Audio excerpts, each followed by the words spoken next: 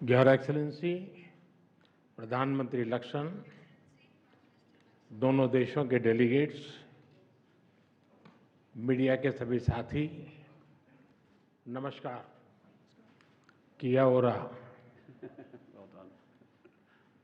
मैं प्रधानमंत्री लक्षण और उनके प्रतिनिधिमंडल का भारत में हार्दिक स्वागत करता हूं। प्रधानमंत्री लक्षण भारत से लंबे समय से जुड़े हुए हैं। कुछ दिन पहले ऑकलैंड में होली के रंगों में रंगकर उन्होंने जिस तरह उत्सव का माहौल बनाया वह हम सब ने देखा। प्रधानमंत्री लक्षण के न्यूजीलैंड में बसने वाले भारतीय मूल के लोगों के प्रति लगाव को इस बात से भी देखा जा सकता है कि उनके साथ एक बड़ा कम्युनिटी डेलीगेशन भी भारत आया है। उन जैसे युवा, ऊर्जावान और प्रतिभाशाली लीडर का इस वर्ष रायसीना डायलॉग का मुख्य अतिथि होना हमारे लिए खुशी की बात है।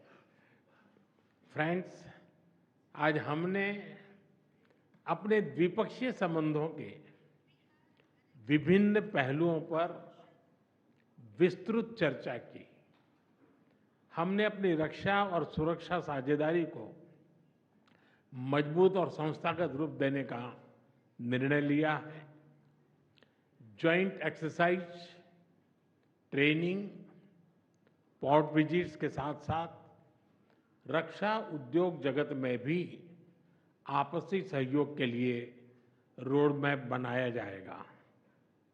हिंद महासागर में मैरीटाइम सिक्योरिटी के लिए कंबाइंड टास्क फोर्स 150 में हमारी नौसेनाएं मिलकर काम कर रही है और हमें प्रसन्नता है कि न्यूजीलैंड की नौसेना का जहाज 2 दिन में मुंबई में पोर्ट कॉल कर रहा है।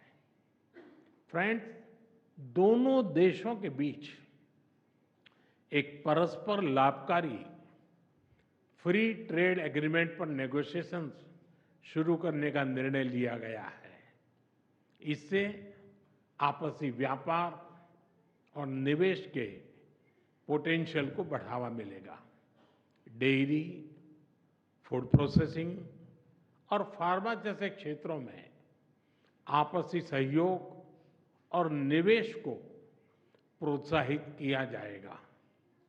रिन्यूएबल एनर्जी और क्रिटिकल मिनरल क्षेत्रों में आपसी सहयोग को हमने प्राथमिकता दी है।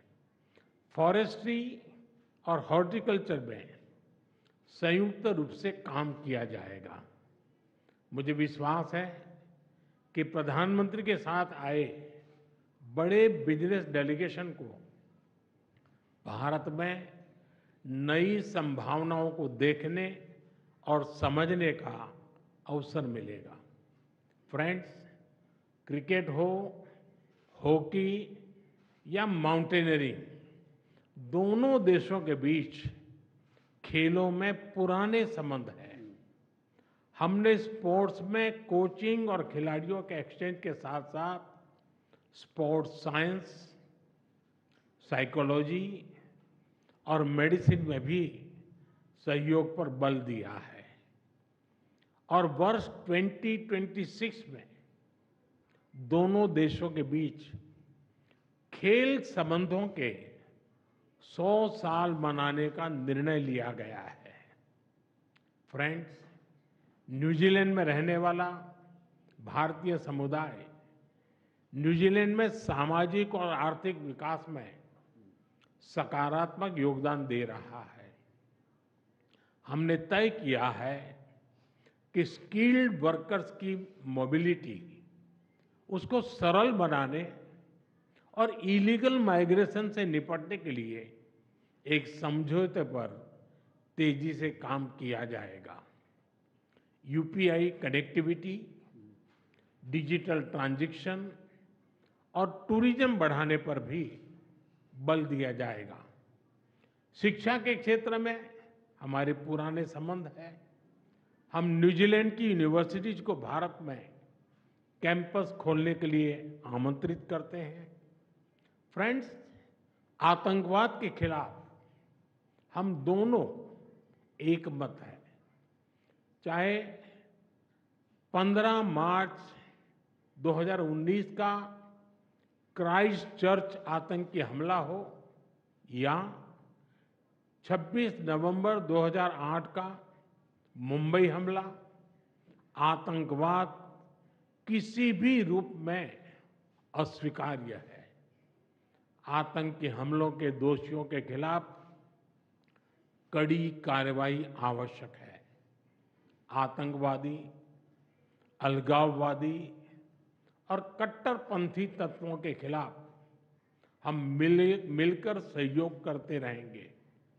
इस संदर्भ में न्यूजीलैंड में कुछ गैर कानूनी तत्वों द्वारा भारत विरोधी गतिविधियों को लेकर हमने अपनी चिंता साझा की। हमें विश्वास है कि इन सभी गैर कानूनी तत्वों के खिलाफ हमें न्यूजीलैंड सरकार का सहयोग आगे भी मिलता रहेगा। फ्रेंड्स, फ्री, ओपन, सिक्योर और प्रॉस्परस इंडो पैसिफिक का हम दोनों समर्थन करते हैं। हम विकासवाद की नीति में विश्वास रखते हैं, विस्तारवाद में नहीं। इंडो पैसिफिक ओशन इनिशिएटिव से जुड़ने के लिए हम न्यूजीलैंड का स्वागत करते हैं। इंटरनेशनल सोलर अलायंस के बाद CDRI से जुड़ने के लिए भी हम न्यूजीलैंड का अभिनंदन करते हैं। फ्रेंड्स, अंत में रग्बी की भाषा में कहूं तो हम दोनों अपने संबंधों के उज्जवल भविष्य के लिए फ्रंट अप के लिए तैयार हैं। We are ready to step up together and take responsibility for a bright partnership. और मुझे विश्वास है कि हमारी साझेदारी दोनों देशों के लोगों के लिए एक मैच विनिंग पार्टनरशिप साबित होगी। बहुत बहुत धन्यवाद।